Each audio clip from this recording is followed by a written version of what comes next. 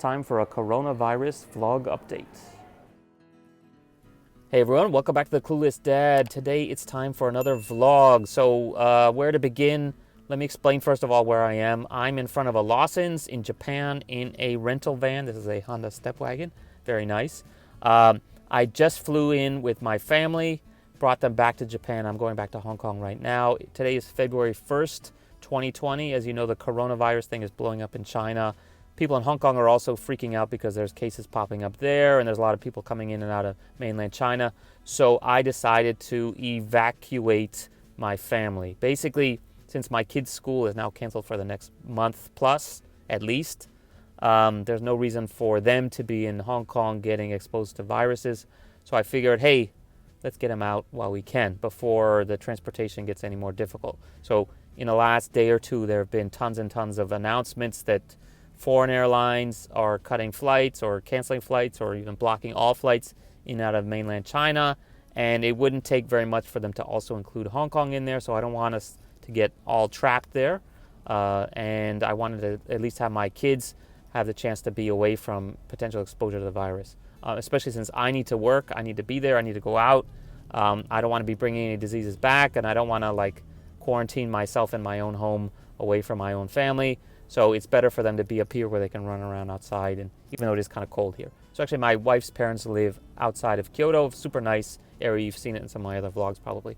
So anyway, so now that I've explained that, let me go into a little bit more depth on what happened and how we came upon this decision and how we actually did it. So first of all, the ironic thing is I was literally with my family in Tokyo a week earlier, and we just got back from Tokyo on last Thursday. And in Tokyo, we actually did a photo shoot. My daughter was invited to be in a baby magazine photo shoot. Spent an extra couple days there.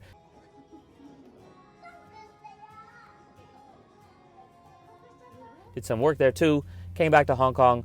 And this whole time, we've been hearing about this virus in Wuhan, and it's sort of spreading in Wuhan, and now they're closing off Wuhan. And then it went from like a 1 to a 5 pretty quickly. And I got back on last Friday. I went to my office and my staff was all freaking out because Hong Kong had already announced that they were going to extend the school break by 2 weeks and people should stay home and all this stuff. And I was like, oh, that's really silly, right? What's the big deal? But then it got much more serious because at that time there was about, 800 cases. And now a week later, there's now over 10,000 cases. And the rumor is that it's much, much more. And that the way that this virus spreads, where there's basically a 2-week sort of incubation period where you're still contagious, you don't even know how many people might have gotten in the last 2 weeks, for a while. There's this delayed reaction where it might just exponentially boom. So it could go very easily. It did go from less than 1,000 to more than 10,000 in a couple days, but it could just as easily in another week go to 100,000 or 500,000 even, given how many people in China in the affected areas and how, especially during Chinese New Year, the migration of people is so huge, right? There's literally hundreds of millions of people taking the train across country all in the same 2 or 3 days.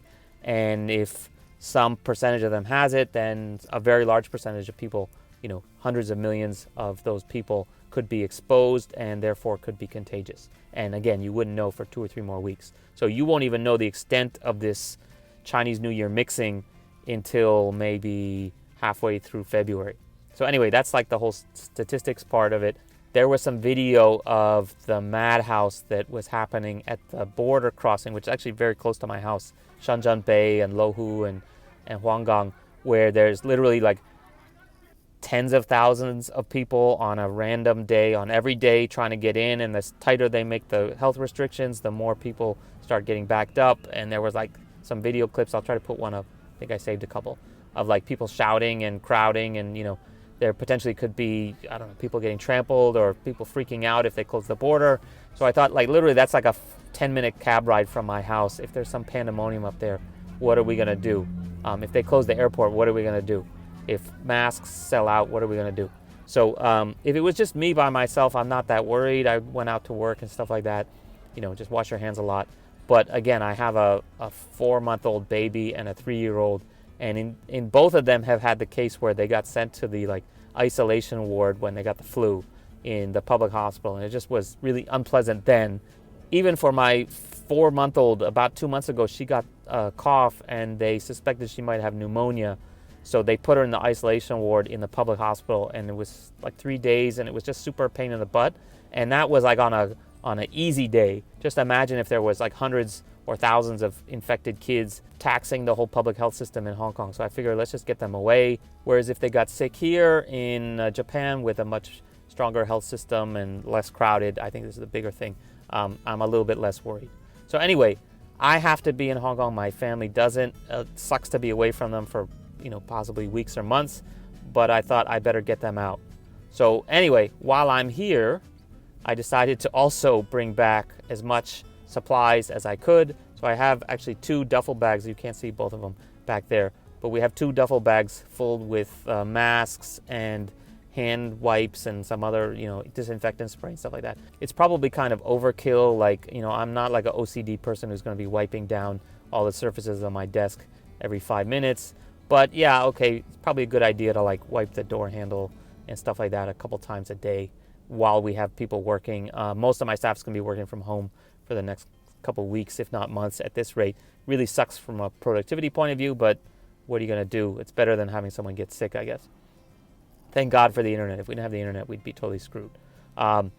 Work-wise, this really screws up a lot of stuff because I do a lot of business in China. Now everyone is working from home in China. Now that they have video calls and WeChat and people can work remotely, it allows this to happen where you can have hundreds of millions of people working from home without a huge impact on productivity. So I was actually kind of worried, like, am I being too reactionary? Am I being too like skittish, running away, running for the hills at the first sign of any difficulty? But then again, like I said, if the school's closed, there's no reason why my wife and kids need to be in Hong Kong. Aside from my kid going to school, they can just as easily be in Japan and I'll be away from them. Actually, we missed one potential milk powder commercial, but screw that, right? I'm sure they're going to delay that too anyway. So yeah, it's actually kind of annoying that this is all happening, but I figured better safe than sorry. I ended up buying the plane tickets kind of at the last minute. We took Hong Kong Express. I expected it to be like the last plane out of Saigon.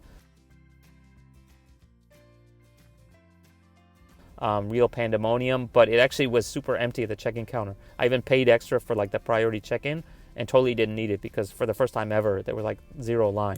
Although the plane wasn't empty, it also wasn't full. So I'm surprised. I guess people just don't want to even fly. But yeah, so the tickets for my wife and kid were one-way tickets, so they weren't that bad. My ticket coming back, since I'm basically flying back the weekend after Chinese New Year, actually the flight back is the really expensive one. So I had to take a hit on that. Car rental wasn't that bad. Actually, the gas and the tolls cost just as much as renting the van, even though it's only one day. But yeah, so that's it for today. What do you guys think? Am I being too crazy? Am I too skittish?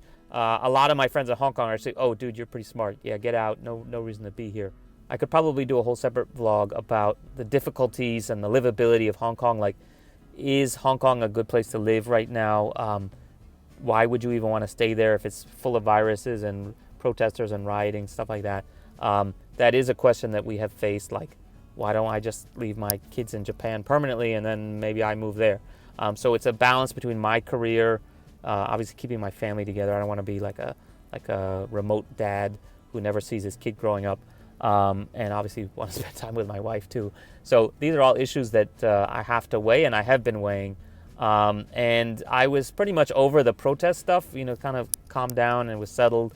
But this coronavirus thing obviously takes things up to 12, not even 11. So yeah, we have to see how this goes. But for now, kids and wife are safe. Daddy's out, risking his life, getting diseases, hopefully not. And economically, we're still okay because luckily most of my work doesn't actually involve customers in Hong Kong. And as long as people stay home and keep watching the internet in China, I actually should be okay too.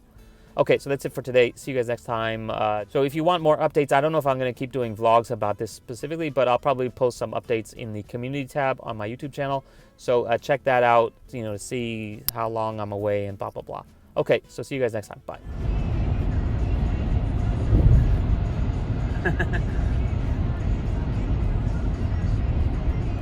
That's fucking awesome.